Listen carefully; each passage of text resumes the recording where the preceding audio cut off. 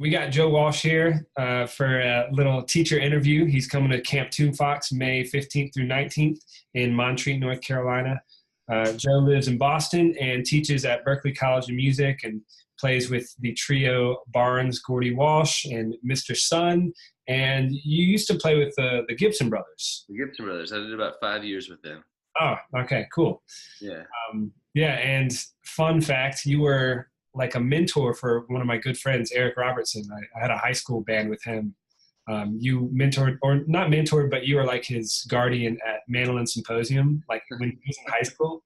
There was a plaintive plea out there on the Mandolin Cafe. Help!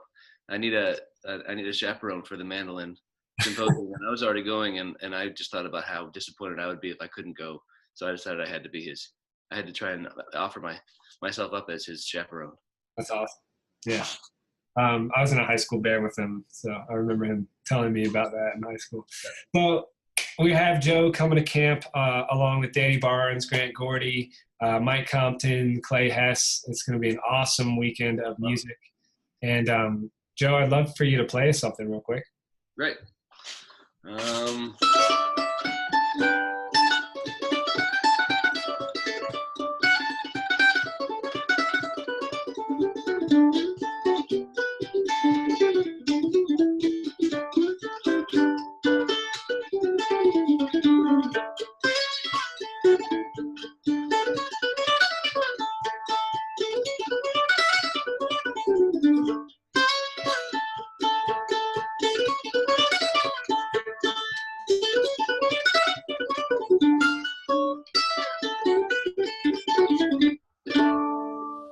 Yeah, awesome. Well, Porky Deer.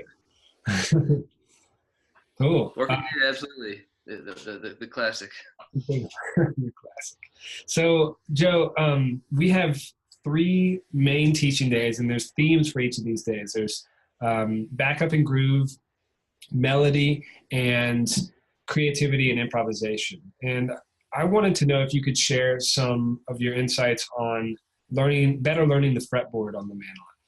Yeah, well, the mandolin is this beautiful thing. You know, I kind of feel bad talking about it with banjo and guitar players because it's like I feel so lucky about the way it lays out. It's such an intuitive, organized thing. It's like a big leg up. So sorry, but the mandolin being this beautifully parallel thing, the patterns just recur everywhere. So there's a couple of patterns that you can digest and really get under your fingers and in your ears and see how they recur everywhere. And so the cool thing is, you know, there's a couple patterns like the chop chord, and then of course the pattern where your first finger starts on the root note, and you can organize these in a couple of ways, but you can see how they just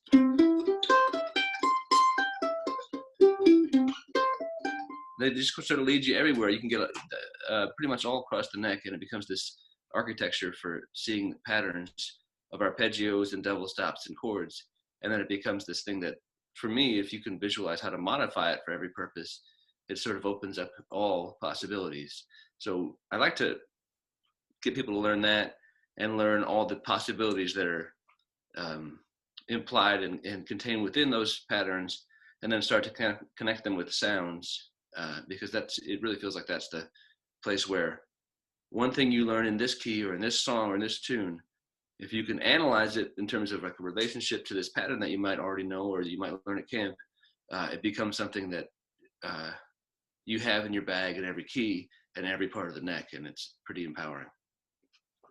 Could you demonstrate that with a song? Sure. Yeah.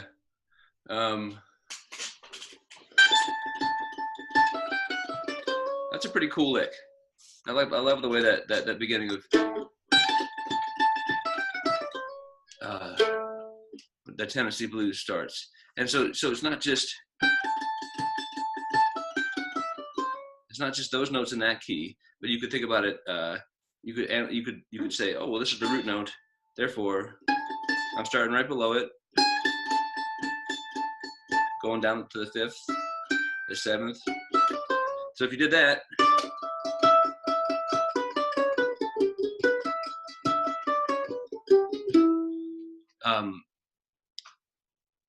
Basically, I'm trying to ease the connectivity of saying, oh, this lick I like. How do I recreate that sound in another shape? So let's say I want that sound. Now we're playing an F on a different song, but I still like some of that vocabulary. Maybe I won't do it literally like the way it started that song, but using that same idea where looking at the relationship between the root note and some of those melody notes. If I can visualize how this pattern connects to this pattern and how the melody that was contained in this pattern has the same relationships within that pattern, which is really the same pattern, it sort of opens the door to reusing those melodic ideas. That's cool. So like once you like map out the patterns on the neck, you can kind of use your ears to figure out where the next note is, for example. If you know where the root is, I mean, you can kind of use one way to think about it, I like to think about it is like ear training for one or two, or maybe you start with one pattern, but ear training to a positional, movable position. So you start to say, oh, well, if I want the flat 7, if my first finger is on the root note, if I want the flat 7 of this root note, it's always my ring finger here. Or if I want it below, it's always my pinky here. Always, yeah. That's cool. You intuitively hear, oh, if that's the sound I'm hearing in my head, or that's the melody that we're trying to play, oh, I just intuitively, I know it's my ring finger here. Or if it's the 6, it's my middle finger here. Yeah. That's way easier than banjo and guitar. Sorry. No, that's really cool. Guilty. Don't feel guilty.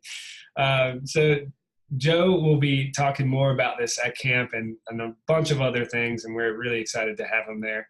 It's May 15th through 19th.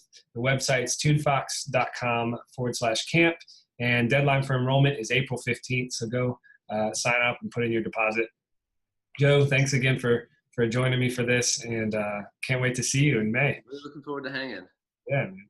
Cool.